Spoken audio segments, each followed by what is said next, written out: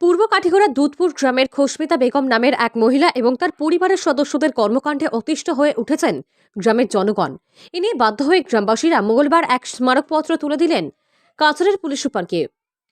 স্মারকপত্রের copy দেওয়া হয়েছে রাজ্যের মুখ্যমন্ত্রী, রাজ্য পুলিশের মহাপরিদর্শক, সাউথ আসামের ডিআইজি, কাছাড়ের জেলা শাসক, কাঠিগড়া সার্কেল অফিসার ও কাঠিগড়া থানার অফিসার ইনচার্জকে।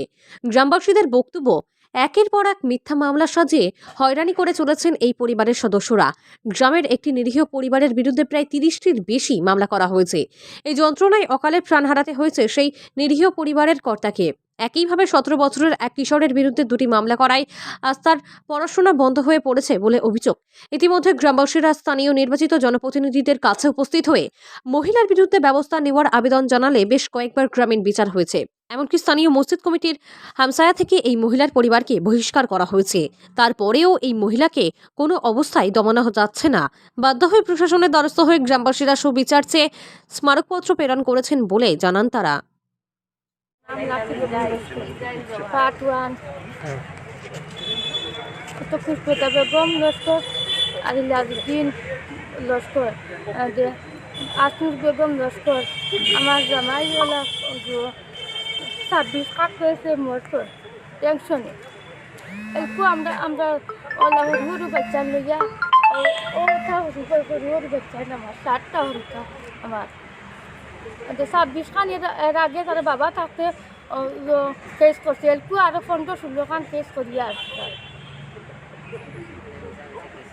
কালিও তো ডাকাতি করলে তাই আমার বাপ আমি আমি আমার বড় ছেলে, সরু ছেলে, আমার ভাই হইরান সব আরি ভরি সব আমার আসামি কেস। কতটা কেস দিছেন কইলা?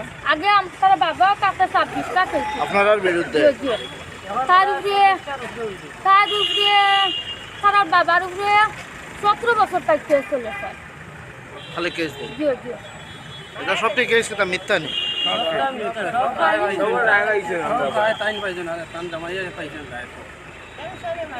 তার বাবা খালি টেনশন আছে।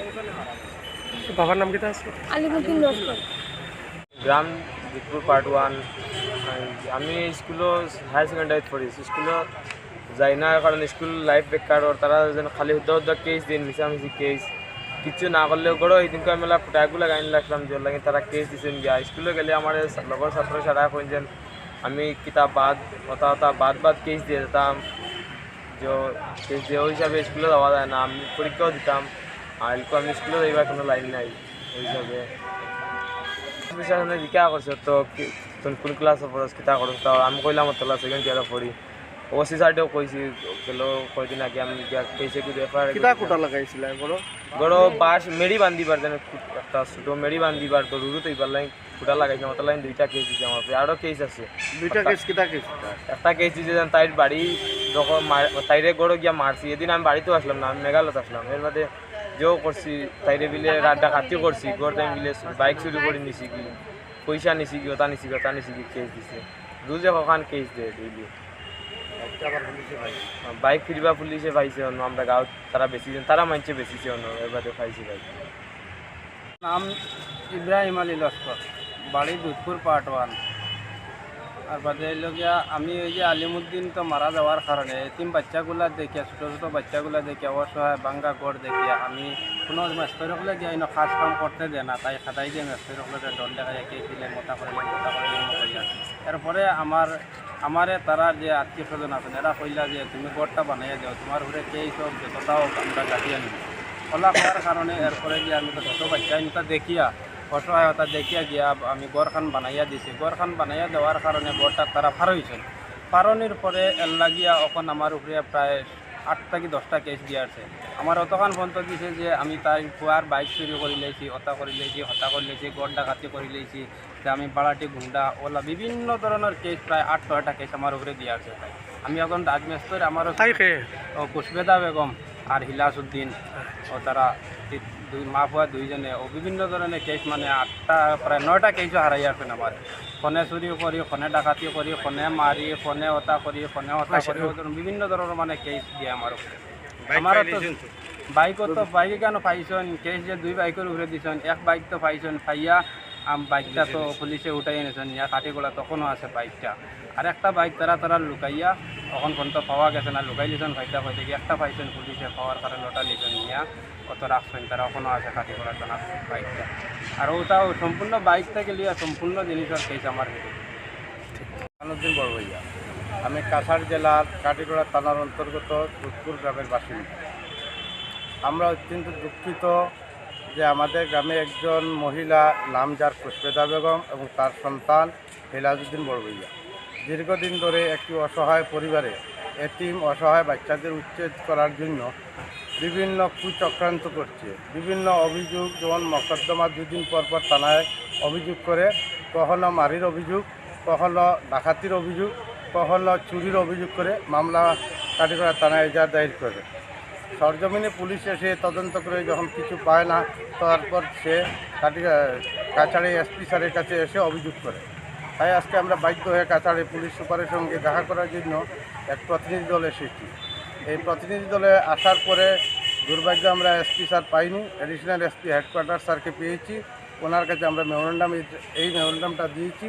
উনি আমাদের সান্ত্বনা দিয়েছেন এবং এ ব্যাপারে উপযুক্ত পদক্ষেপ নেবেন বলে আশ্বাস দিয়েছেন। এই মেমোরেন্ডামে এরপর আমরা ডিআইজি নর্থ ইস্ট ডিআইজি স্যারের কাছে মেমোরেন্ডাম দিয়েছি। আমরা মেমোরেন্ডাম দিয়েছি কাছাড়ের জেলাধিপতি, উনি যদিও অনুপস্থিত, ওনার রিসিপশন কাউন্টারে দিয়েছি। বিষয়টি হচ্ছে পুষ্পেদা বেগম কিছুদিন আগে 2টি বাইক চুরির মোকদ্দমা করিয়েছে। যে 2টি বাইক চুরির মধ্যে একটি তারা গোপন করেছে, একটি 2 বছর আগে বিক্রি করেছিল যার কাছে, সেই বাইকটি দিয়েছে। ইতিমধ্যে পুলিশ, কাটিগড়া পুলিশ সেই বাইকটি উদ্ধার করে কাটিগড়া থানায় নিয়ে মজুদ রেখেছে। যে বাইকের ফটো আছে আমাদের কাছে, কাটিগড়া পুলিশ সেই বাইকটি উদ্ধার করে বর্তমানে কাটিগড়া থানায় সেটা মজুদ রেখেছে। সেই বাইক যার কাছে পেয়েছিল সেই ব্যক্তি হচ্ছে উনি। আচ্ছা, ঠিক আছে। তার খরচ করা বাইক, আর তারা এজার দিচ্ছে যে চুরি হয়েছে বলে। আচ্ছা, এইভাবে বিভিন্ন সময় মিথ্যা অভিযোগ করে, যেমন গত 4/1/2024 ইংরেজিতে যে হেল্পলাইনে ফোন করে বসেছে যে ওর বাড়ি আমরা জ্বালিয়ে পুড়িয়ে শেষ করে দিচ্ছি। তাই কাটিগড়া পুলিশ ওসি নেতৃত্বে পুলিশ দলবল নিয়ে 3 গাড়ি পুলিশ এসেছে সরজমিনে। রাত প্রায় 12টা অবধি ছিল, তারা সরজমিনে এসে কিছুই পায়নি। তাই তারা তারপর এখানকার স্থানীয় বিডিপি, গাঁও পঞ্চায়েত সভাপতি তাদেরকে ডেকে নিয়ে সরজমিনে রেখে তারা চলে গিয়েছে। আবার রাত্রে 2 থেকে 3 বার পেট্রোলিং দিয়েছে। এইভাবে আমাদের হ্যারাসমেন্ট করে, সবসময় তিনি হ্যারাসমেন্ট করছেন। তাই আমরা পুলিশ প্রশাসন, জেলাধিপতি, আসামের মাননীয় মুখ্যমন্ত্রীর দৃষ্টি আকর্ষণ করছি।